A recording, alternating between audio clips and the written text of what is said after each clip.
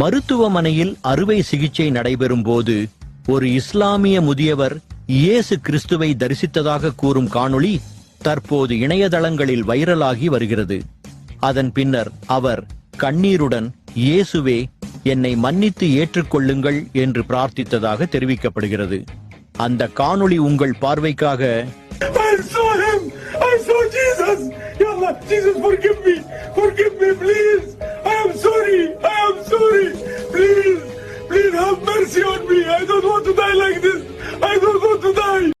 நீங்கள் இப்போ பார்த்த அந்த வீடியோனுடைய லிங்கை ஒருத்தர் எனக்கு சமீபத்தில் இமெயில் அனுப்பிச்சி வச்சு அதை பற்றி உங்களுடைய கருத்து என்ன அப்படின்னு சொல்லி கேட்டிருந்தார். நீங்கள் பார்த்த மாதிரி அந்த வீடியோவில் ஒரு முஸ்லீம் முதியவர் ஒருத்தர் மருத்துவமனையில் படுக்கையில் இருந்துட்டு நான் இயேசுவை தரிசனத்தில் பார்த்தேன் அப்படின்னு சொல்லி சொல்கிறார். இயேசுக்கிட்டே என்னை மன்னிச்சிருங்க, நான் இப்படியே சாகிறதுக்கு விரும்பலை அப்படின்னு சொல்லி சொல்கிறதாக காட்டப்படுது அந்த வீடியோவில். இப்படி ஒரு வீடியோ ஒன்று வந்துச்சுன்னா கிறிஸ்தவங்க என்ன பண்ணுவாங்க, உடனே சமூக வலைதளங்களில் பரப்பி இயேசு கிறிஸ்து இன்றைக்கும் அற்புதங்களை செய்து கொண்டிருக்கிறார், தரிசனத்திலே பேசுகிறார், கல் மனங்களை உடைக்கிறார், முஸ்லிம்கள் கூட இயேசுவை தரிசனத்திலே பார்த்து இயேசுவை ஏற்றுக்கொள்கிறார்கள், அற்புதம் நடக்கிறது, இயேசு வல்லமையுள்ளவர், இயேசு ஜீவன் உள்ளவர் அப்படின்னு சொல்லி செய்வாங்க இல்லையா. அதே மாதிரி இந்த வீடியோவை கிறிஸ்தவங்க எல்லா இடத்துலையும் பரப்பி அதே மாதிரி பிரச்சாரம் பண்ணிக்கிட்டு இருக்கிறாங்க.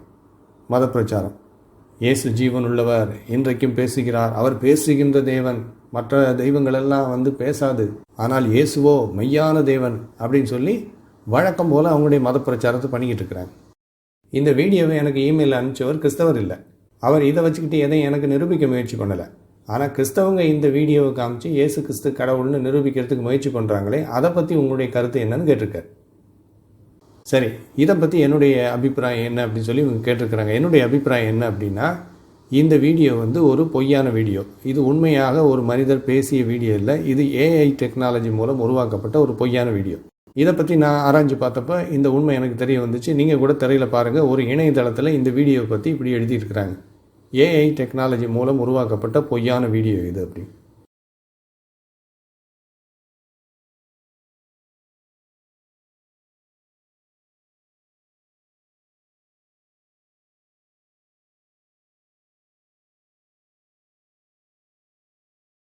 சரி, அப்போ இந்த வீடியோவில் இந்த வயதான ஒருத்தர் பேசுகிற மாதிரி காட்டப்பட்டிருக்குது. அதில் அவர் இயேசுவை பற்றி என்ன சொல்கிறார் அப்படிங்கிறத பற்றி நம்ம கவலைப்பட வேண்டிய அவசியம் இல்லை. அது ஒரு பொய்யான வீடியோ. ஆனால் இது தவிர வேறு பலர், நான் முஸ்லீமாக இருந்தேன், இயேசு எனக்கு தரிசனத்தில் காட்சியளித்தார், நான் தான் தேவன் என்று சொன்னார், உனக்காக நான் ரத்தம் சிந்திருக்கிறேன் அப்படின்னு என்கிட்ட பேசினார், அதை கேட்டு அந்த தரிசனத்தை பார்த்து நான் கிறிஸ்தவனாக மாறினேன் அப்படின்னு சாட்சி சொல்கிறத நீங்கள் பார்க்கலாம். உண்மையிலே பேசின வீடியோக்கள். இன்றைக்கி அதை பற்றி தான் நான் பேச போகிறேன். இப்போ நம்ம பார்த்தோமே அந்த வீடியோ, அது பொய்யான வீடியோ, ஏஐ டெக்னாலஜினால் உருவாக்கப்பட்டது. ஆனால் நிஜமாகவே பல பேர் நான் முஸ்லீமாக இருந்தேன், அப்புறம் கிறிஸ்தவனாக மாறினேன், காரணம் என்னென்னா இயேசு எனக்கு தரிசனத்தில் வந்தார், பேசினார் அப்படின்னு சொல்கிறாங்க. அதையும் கிறிஸ்தவர்கள் சமூக வலைதளங்களில் பரப்புகிறாங்க. அதெல்லாம் எப்படி? அப்போ இயேசு உண்மையிலே தரிசனம் கொடுக்குறாரு அப்படின்னு தானே அர்த்தம். அப்போ கிறிஸ்தவங்க சொல்கிற மாதிரி இயேசு கிறிஸ்து ஜீவிக்கின்ற தேவன், அவர் மெய்யான தேவன், அவர் அற்புதங்களின் தேவன் அப்படின்னு தானே அர்த்தம். அப்போ அந்த சாட்சிகளெல்லாம் வச்சு இயேசு கிறிஸ்து உண்மையிலே கடவுள் அப்படின்னும், கிறிஸ்தவம் தான் உண்மையான மார்க்கம், இறைவனின் மார்க்கம் அப்படின்னும் நம்ம ஏற்றுக்கணுமா அப்படின்னு கேட்டிங்கன்னா, அதை வச்சுக்கிட்டு கிறிஸ்தவம் தான் உண்மையான மார்க்கம்னு ஏற்றுக்கணும்னா, இப்போ நான் வேற ஒருத்தருக்கு கிடைச்ச தரிசனத்தை பற்றி சொல்கிறேன், அதை கேட்டுட்டு நீங்களே முடிவு பண்ணுங்கள், இந்த தரிசனத்தை வச்சு இயேசு கிறிஸ்துவை கடவுள்னு ஏற்றுக்கலாமா அப்படின்னு. சில வருடங்கள் முன்னால் சவுத் ஆப்பிரிக்காவில் இருக்கிற ஒருத்தர் அவருக்கு தரிசனம் கிடைச்சதாக சொன்னார். அவர் ஒரு கிறிஸ்தவ போதகர், ஒரு சபையை நடத்துகிறார், சபைக்கு பாஸ்டர். அந்த சபையில் ஆயிரக்கணக்கானவங்க இருக்கிறாங்க, மெம்பர்ஸ். இந்த பாஸ்டர் தனக்கு தரிசனம் கிடைச்சதாகவும், அந்த தரிசனத்தில் அல்லாஹ் தாங்கிட்ட பேசினதாகவும், நான் தான் உண்மையான கடவுள், நீ என்னை ஏற்றுக்கன்னு சொன்னதாகவும் அவர் சொல்லிட்டு முஸ்லீமாக மாறிட்டார். ஒரு கிறிஸ்தவ போதகர், ஒரு சபையினுடைய பாஸ்டர் முஸ்லீமாக மாறிட்டார். எப்படி? தனக்கு அல்லாஹ் தரிசனம் காமிச்சு, தரிசனத்தில் அல்லாஹ் தங்கிட்ட பேசி, நான் தான் உண்மையான இறைவன், என்கிட்ட வான்னு கூப்பிட்டாரான். அதன் அடிப்படையில் அவர் முஸ்லீமாக மாறிட்டார். அவர் மாறினது மட்டும் இல்லை, சபையில் இருந்த அத்தனை பேரையும் இஸ்லாமுக்கு மாற்றி கொண்டு போயிட்டார். அப்போ இதை வச்சு என்ன முடிவுக்கு வருவீங்க நீங்கள்? அல்லாஹ் தான் கடவுள், இஸ்லாம் தான் உண்மையான இறை மார்க்கம் அப்படிங்கிற முடிவுக்கு நீங்கள் வருவீங்களா? இப்போது இந்த வீடியோவை பார்த்து கிறிஸ்தவங்க இஸ்லாமை ஏற்றுக்குவாங்களா? ஆஹா, ஒரு கிறிஸ்தவ பாஸ்டருக்கு அல்லாஹ் தரிசனம் கொடுத்துருக்கார், தரிசனத்தில் அல்லாஹ் பேசியிருக்கார். அதை வச்சு அவர் முஸ்லீமாக மாறிட்டார், தன்னுடைய சபையில் இருந்த எல்லாரையும் இஸ்லாமுக்கு கூட்டிகிட்டு போயிட்டார். அப்படின்னா இஸ்லாம் தான் உண்மையான இறை மார்க்கம், நாமும் மாறுவோம் அப்படின்னு மாறுவாங்களா? அந்த தரிசனத்தை உண்மையான தரிசனம்னு ஏற்றுக்குவாங்களா? இவங்க ஏற்றுக்க மாட்டாங்க. என்ன சொல்லுவாங்க தெரியுமா? அந்த பாஸ்டருக்கு கிடைச்ச தரிசனம் வந்து சாத்தான் கொடுத்த தரிசனம் அப்படின்னுவாங்க. இப்போது கிறிஸ்தவ பாஸ்டராக இருந்து முஸ்லீமாக மாறினார்ல, அவரை குறித்த வீடியோ ஒன்று வெளியாகிருக்கு யூடியூப்பில். அந்த வீடியோவுக்கு கீழே கிறிஸ்தவங்க என்ன கமெண்ட்ஸ் எழுதியிருக்கிறாங்கன்னு பாருங்கள். இவர் என்ன எழுதியிருக்கார் பார்த்தீங்களா? Satan can appear as an angel of light pretending to be God. அதாவது சாத்தான் வந்து கடவுளை போல தரிசனத்தில் வந்து காட்சி அளித்து ஏமாற்றுவான் அப்படிங்கிறாங்க. கிறிஸ்தவர் எழுதின கமெண்ட். எதுக்காக இதை எழுதுனாரு? அந்த கிறிஸ்தவ பாஸ்டர் தரிசனத்தில் நான் அல்லாவை பார்த்தேன், அல்லாஹ் என்கிட்ட பேசினார், அதை கேட்டு நான் முஸ்லீமாக மாறிட்டேன்னு சொல்லியிருக்கார் இல்லையா? அதை பற்றி எழுதியிருக்கார். சாத்தான் வந்து கடவுளை போல வேஷம் போட்டு ஏமாற்றுவான் அப்படின்னு. அப்போது இந்த கிறிஸ்தவங்க வந்து தரிசனத்தில் கடவுள் பேசினார், அல்லாஹ் பேசினார் அப்படிங்கிறத ஒத்துக்க மாட்டேங்கிறாங்க. இன்னொரு கிறிஸ்தவர் என்ன எழுதியிருக்கார் பாருங்கள் அந்த வீடியோவுக்கு கீழே. அந்த பாஸ்டரை பற்றி இவர் சொல்கிறார், கிறிஸ்தவராக இருந்து முஸ்லீமாக மாறினாரே அந்த பாஸ்டரை பற்றி. It is because you are not born again and you do not have the Holy Spirit in you, and that is why the devil find it easy to make you to be easily deceived. நீ வந்து மறுபடியும் பிறக்கலை, உண்மையான கிறிஸ்தவனா நீ இல்லை, அதனால சாத்தான் உன்னை ஏமாற்றி முஸ்லீமாக மாற்றிட்டான் அப்படின்னு சொல்லி இவர் எழுதியிருக்கார். இவரும் ஒரு கிறிஸ்தவர். அப்போ இவர் என்ன சொல்கிறாரு? அந்த பாஸ்டருக்கு, கிறிஸ்தவ பாஸ்டருக்கு அல்லாஹ் வந்து தரிசனம் கொடுத்தாரே, அது உண்மையான கடவுள் கொடுத்த தரிசனம் இல்லை, சாத்தான் கொடுத்த தரிசனம்ங்கிறார். மூணாவது ஒருத்தர், இவரும் கிறிஸ்தவர். இவரும் அந்த கிறிஸ்தவ பாஸ்டருக்கு கிடைச்ச தரிசனம் இருக்கு இல்லையா, அல்லாஹ் கொடுத்த தரிசனம், அதை பற்றி என்ன சொல்கிறார் பாருங்க. He is lost. It was the devil who spoke to him, not God. சாத்தான் தான் தரிசனத்தில் வந்து காட்சி அளிச்சிருக்கான், கடவுள் இல்லைங்கிறார். அல்லாஹ் வந்து தன்னோட தரிசனத்தில் பேசினதாக அந்த பாஸ்டர், கிறிஸ்தவ பாஸ்டர் சொன்னதை இவர் மறுத்து, இல்லை கடவுள் பேசலை, இவர்கிட்ட பேசுனது சாத்தாங்கிறார். அது மட்டும் இல்லை, கீழே என்ன எழுதியிருக்காரு பாருங்கள்.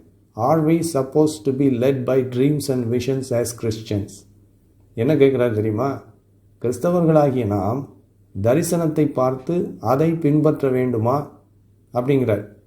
ரொம்ப வந்து ஒரு சீர்திருத்தவாதியாக பேசுகிறார். நாம் வந்து தரிசனங்களையெல்லாம் பார்த்து நம்பக்கூடாது அப்படிங்கிறார். எவ்வளோ பெரிய அறிவுரை பார்த்தீங்களா? தரிசனத்தை எல்லாம் பார்த்து நம்பக்கூடாதான். தரிசனத்தில் என்ன பார்க்குறோமோ அதை பின்தொடர்ந்து போகக்கூடாதான். கிறிஸ்தவர் சொல்கிறார் கிறிஸ்தவங்களுக்கு. இதை எப்போ சொல்கிறாங்க? ஒரு கிறிஸ்தவ பாஸ்டருக்கு அல்லாஹ் வந்து தரிசனம் கொடுக்கும்போது சொல்கிறாங்க. தரிசனத்தில் என்ன வருதோ அதை பார்த்து நம்பக்கூடாது, தரிசனங்களை நம்ம பின்தொடர்ந்து போகக்கூடாது, தரிசனம் முக்கியம் இல்லை, பைபிள் தான் முக்கியங்கிறார். சரியா? அதே நேரத்தில் முஸ்லீம் ஒருத்தருக்கு இயேசு கிறிஸ்து தரிசனம் கொடுத்தாருன்னு சொன்னால் உடனே இவங்க என்ன சொல்கிறாங்க? ஆஹா, இயேசு கிறிஸ்து தரிசனம் கொடுக்கிறார், தரிசனம் மூலமாக பேசுகிறார், அவர் பேசுகின்ற தேவன், தரிசனத்தை பின்தொடர்ந்து போக வேண்டும் அப்படிங்கிறாங்க. அப்போ இயேசு கிறிஸ்து யாருக்காவது தரிசனம் கொடுத்தாருன்னா அது கடவுள் கொடுக்குற தரிசனம். தரிசனங்களை நாம் நம்ப வேண்டும். தரிசனம் மூலமாக கடவுள் பேசுகிறார், தரிசனம் என்பது கடவுளை நாம் அறிந்து கொள்கிற வழி அப்படின்னு இவங்க சொல்கிறாங்க. ஆனால் அதே நேரத்தில் அல்லாஹ்வோ அல்லது வேறு கடவுளோ யாருக்காவது தரிசனத்தில் காட்சி அளித்தா உடனே தரிசனங்களை எல்லாம் நாம் நம்பக்கூடாது, தரிசனங்கள் ஏமாற்றும், தரிசனங்கள் மூலமாக சாத்தான் பேசுவான், அதனால் தரிசனங்களை நாம் உண்மை என்று எடுத்துக்கொள்ளக்கூடாதுங்கிறாங்க. அப்போ எவ்வளோ பெரிய மாயத்தனம் பாருங்கள். எல்லா விஷயத்துலையும் இப்படி தான் கிறிஸ்தவங்க மாயத்தனம் பண்ணிக்கிட்டு இருக்கிறாங்க. அவங்களுக்கு ஒரு சட்டம், மற்றவங்களுக்கு வேறு சட்டம். அவங்களுக்கு சாதகமாக ஏதாவது நடந்துச்சுன்னா அதை நம்ம நம்பணுமா? அவங்களுக்கு பாதகமாக நடந்துச்சுன்னா அதை நம்பக்கூடாதான். அப்போது எத்தனையோ முஸ்லீம்களுக்கும் வேறு மதத்தை சேர்ந்தவர்களுக்கும் இயேசு கிறிஸ்து தரிசனத்தின் மூலமாக பேசுகிறார். தரிசனத்தில் வந்து நான் உங்களுக்காக ரத்தம் சிந்தினேன் என்று சொல்கிறார். அவர்களும் இயேசுவை ஏற்றுக்கொள்கிறார்களே, அப்படி என்றால் இயேசு தானே கடவுள், கிறிஸ்தவன் தானே உண்மையான இறை மார்க்கம் அப்படின்னு கேட்டிங்கன்னா, இயேசு மட்டும் இல்லை, அல்லாவும் தரிசனத்தில் வந்து பேசுகிறார், வேளாங்கண்ணி மாதாவும் தரிசனத்தில் வந்து பேசுகிறாங்க, திருச்செந்தூர் முருகப்பெருமானும் தரிசனத்தில் வந்து காட்சி அளிக்கிறார். சரியா? அப்போ கிறிஸ்தவம் மட்டும் இல்லை, இஸ்லாம், இந்து மதம், உலகத்தில் இருக்கிற எல்லா மார்க்கங்களும் கடவுளின் உண்மையான மார்க்கங்கள் தான். அப்போ எல்லா கடவுள்களையும் உண்மையான கடவுள்கள் அப்படின்னு நீங்கள் ஏற்றுக்கிறதுக்கு தயாராக இருந்தீங்கன்னா இயேசுவையும் கடவுள்னு நாங்கள் ஏற்றுக்குவோம். இல்லை, அல்லாஹ் வர மாதிரி வர தரிசனம், முருகன் வர மாதிரி தரிசனம் எல்லாம் சாத்தான் கொடுக்குற தரிசனம்னு நீங்கள் சொன்னீங்கன்னா இயேசு வர்ற மாதிரி வர தரிசனமும் சாத்தான் கொடுக்குற தரிசனம் தான். அதை நீங்கள் ஒத்துக்கணும். ரெண்டில் எதை ஒத்துக்கிறதுக்கு நீங்கள் தயாராக இருக்கிறீங்க? எல்லாரையும் கடவுள்னு ஒத்துக்கிறீங்களா, அல்லது இயேசுவாக தரிசனத்தில் வர்றது சாத்தான்னு ஒத்துக்கிறீங்களா?